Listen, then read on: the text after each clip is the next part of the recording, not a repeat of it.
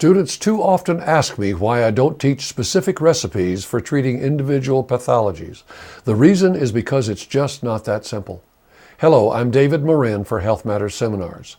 There are so many variables specific to each client's pain or dysfunction that to follow any pre-scripted step-by-step recipe just does not serve the best interest of the client.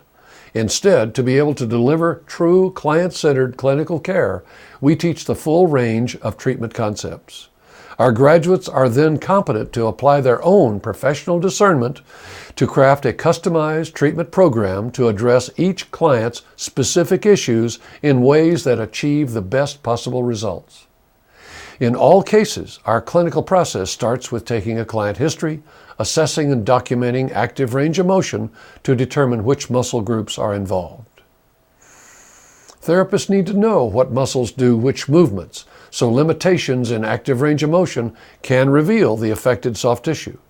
Special testing, as well as posture and gait observation, may also be necessary to determine indications and contraindications for our client. We also assess muscle tone, and as we touch, monitor how much pressure we can apply to bring them to the edge of discomfort. It is very important to know each muscle's origin, insertion, action, and possible trigger point locations. If the condition is not acute, we might apply moist heat to soften the fascial tissue and bring circulation to ischemic areas. We can then apply a broad range of manual therapies, classic Swedish strokes of gliding, kneading, and friction, myofascial skin rolling and lifting, jostling and shaking, muscle energy techniques, active engagement, therapeutic stretching, trigger point therapy, and joint mobilization, all with appropriate pressure guided by the client. Then more hydrotherapy, perhaps cold. And at the end of the session, we discuss what behaviors the client can modify or what exercise they can do to help improve their condition. As to targeting specific muscle groups or structural elements to treat for any given pathology, our protocol is to be supremely thorough and requires specific knowledge of anatomy, pathology, and kinesiology. Let's use carpal tunnel syndrome as an example.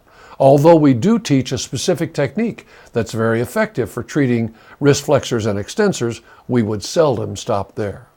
Pain in the wrist may be caused by trigger point referrals in remote muscles like the subscapularis, or may be from entrapment of the median nerve at the pronator teres muscle, or part of a double crush syndrome involving neck pathology. Because we don't initially know what causes the pain, we want our client history and evaluation to be thorough, and our treatment based on those findings. So there is a general flow to every session, yet to lay out a specific recipe for each individual pathology, as I said, it's just not that simple. The feedback we get from our students is that after immersing themselves in our approach, they feel fully competent and confident knowing what to do and what not to do with anything that comes in the clinic door without a specific recipe from me tacked to the wall, because we taught them how to think. I'm David Morin for Health Matters Seminars.